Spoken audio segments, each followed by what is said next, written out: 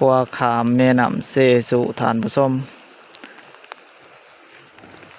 ปาดพี่น้อยฝนน้ำกำลังมาเด้อพี่น้อยแม่น้ำเซสู่ฐานผสมไอ้ฝนกำลังไหลลงใส่แม่น้ำเซขามานพี่น้อยฝนกำลังขึ้นในฐานผสมไอ้น้ำอันนี้พี่น้อยฝนพี่น้อยไฟอยู่เขตนี่หรือว่าเขตใกล้เคียงกันระมัดระวังให้เด้อพี่น้อยฝนให้น้องได้มาเบิ่งในค่ำคืนหรือว่าตอนแรกของมื้อวันที่12พี่น้อยมื้อวันพฤหัสของมื้อนี้พี่น้อย2025ถามส้มไอ้นี่แหละถามส้มไอ้นำเซก็ขึ้นมาใหญ่พอสมควรแหละถามส้มไอ้พวก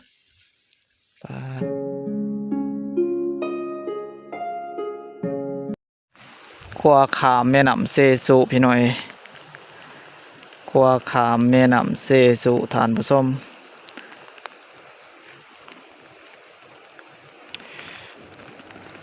ปาดพี่น้อยฝน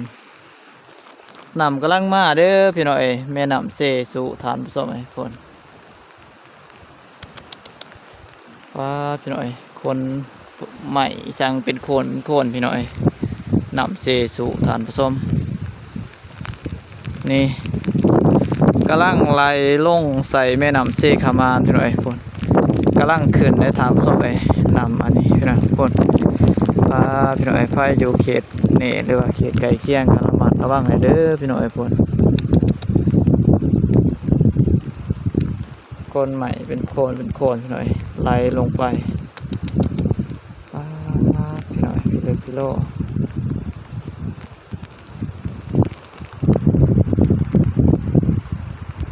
นี่แหละทำสมัยก่อนแต่หยาดพี่น้อยแต่ละมองแต่ละบอลทำสมัย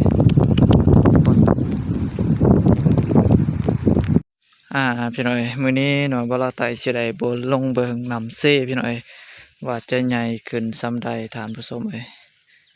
ก็อันนี้จะเป็นแม่น้ำเซขามานพี่น้อยก็สิได้มาถ่ายอัปเดตให้พี่ให้น้องได้มาเบิ่งในค่ำคืนหรือว่าตอนแรกของมื้อวันที่12พี่น้อยมื้อวันพฤหัสของมื้อนี้พี่น้อย2025ถามส้มเอ้ยนี่แหละถามส้มเอ้ยนำเซก็ขึ้นมาใหญ่พอสมควรแหละถามส้มเอ้ยพวกพี่น้อยแต่อันนี้ใหญ่มากนี่ยังบ่ทันซ้ำมื้อนี้พี่น้อยมื้อนี้ถือว่าใหญ่แห้งพี่น้อยพวกคือซีเมนต์กำลังมาเลยพี่น้อยพวกมีน้ำในแล้วก็มีไม้สร้างผลได้พี่น้อยมีไม้ไหลลงมาตามหน้าน้ำพี่น้อยก็ถือว่ากำลังมาและทำสมัยถือว่าใหญ่พอสมควรพี่น้อยใหญ่พี่น้อยมื้อนี้หน่อยว่าเราไต่ว่าสิลองลงกลางมองพี่น้อยแต่ว่าบ่กล้าพี่น้อยก็สิได้ถามพ่อเพิ่นก่อนพี่น้อยว่าสิให้ลงกลางหรือบ่พี่น้อยก็อันนี้จะเป็นแม่น้ำเซขามานพี่น้อยถือว่าก็ใหญ่พอสมควรแล้วก็มีอันนั้นทอนไม้ต่างๆมีทอนไม้งาไม้แล้วก็ไหลตามหน้าน้ำพี่น้อยถือว่าเทื่อนี้ก็เป็นอันนั้นพี่น้อยเป็นน้ำเซที่ใหญ่กว่ามื้อที่ผ่านมาทานส้มสำหรับปี2025พี่น้อยก็มื้อนี้ถือว่าจะใหญ่ขึ้นแห้งพี่น้อยแล้วก็ทางพุ่นและพี่น้อยทางเหนือก็เป็นอันนั้นเขื่อนพี่น้อยเขื่อนเซขามานถามส้มอันนี้เฮาอยู่ลุ่มหรือว่าอยู่ลุ่มหั่นแหละพี่น้อยอยู่ลุ่มเขื่อนถามส้มก็ห่างจากเขื่อนก็ใกล้พี่น้อยเฮาอยู่เมืองไสเสียทาพี่ถามส้มก็ลำดับหน้าน้ำมันก็น่าจะเลิกพอสมควรถามส้มพุ่นแหละมีทอนไม้สร้างต่างๆพี่น้อยก็ขึ้นมา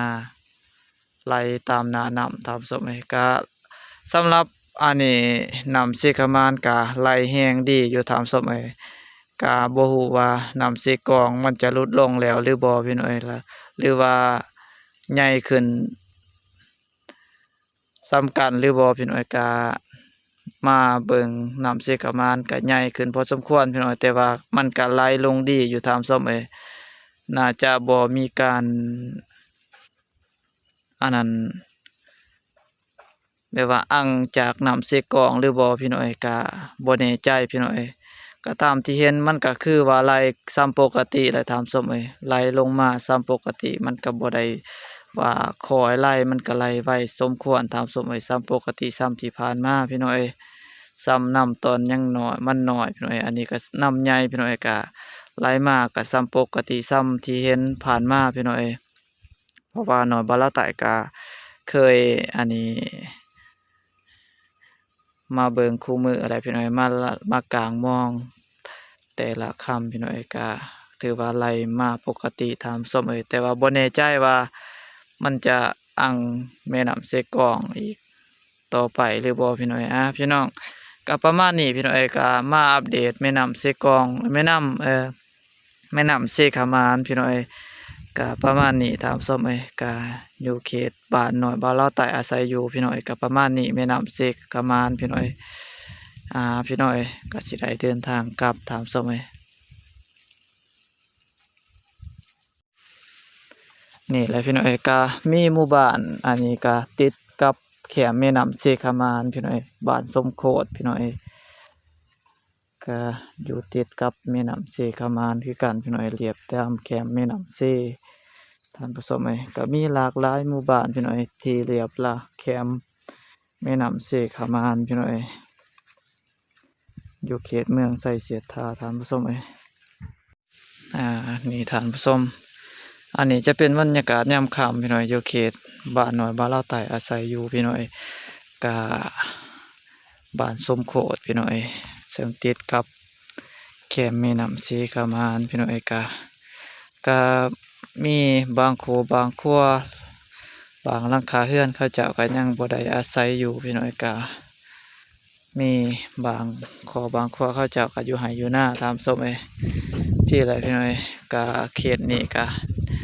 อยู่ติดพี่น้อยอยู่ใกล้สุดกับแคมแม่น้ำเสพี่น้อยก็น่าจะประมาณอยู่4-5 เมตรพี่น้อย4-5หรือว่า10 เมตรพี่น้อยห่างจากแม่น้ำพี่น้อยก็เป็นคติเตือนใจพี่น้อยก็ให้ทุกผู้ทุกคนนั่นแหละพี่น้อยระมัดระวังพี่น้อยที่อาศัยอยู่ตามแคมแม่น้ำเสต่างๆพี่น้อยแต่ว่าเฮาก็สิยกย้ายก็บ่ถึงขั้นพี่น้อยแต่ว่าให้ระมัดระวังพี่น้อยประมาณนี้ท่านผู้ชมข้าเจ้าก็ได้แจ้งเตือนให้ประชาชนอยู่ตามแคมแม่น้ำเสพี่น้องระมัดระวังของมื้อนี้วันที่12ท่านผู้ชมเอ้ยนี่แหละพี่น้อยเป็นบรรยากาศ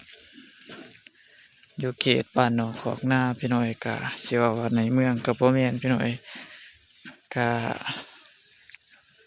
เป็นหมู่บ้านที่ใหญ่พี่น้อยที่ใหญ่ที่เก่าแก่พอสมควรท่านผู้ชมเอ้ยเขตบ้านสมโพธิท่านผู้ชมก็มีบางครอบบางครัวเขาเจ้าก็มีอยู่มีกินพี่น้อยก็มีกันหลังใหญ่หลังโตพี่น้อยก็บางครอบบางครัวเขาเจ้าก็ยังเรียกว่าเฮือนก็เฮือนใหม่ต่างๆพี่น้อยก็ขึ้นกับเงื่อนไขของแต่ละคนพี่น้อยก็ยังบ่ทันเพียงพอพี่น้องตูดแงยิงซื้อแงกอไผ่บางเออบื้อแหละปล่อยตาเคลื่อนอินเนี่ยแต่ปล่อยเคลื่อนฮักอีหลอนเคลื่อนเนี่ยเสกมานฮะพออันตอดในตัวเสกองเนี่ยมันเปื่อปล่อยแงเคลื่อนอาเลื่อยเวียดนามจริงเวียดนามดักเสกองก็ติประตูดับเตลูกนะลูกฮักกะจำคืออีไปเบิ่มติเด้คันเสกกำมัประตูฮักอีตาตะนับแจงประตูนี่นั่นน่ะน่ะไอ้ดันดังจำรางเบ็ดล้อน้ำแจง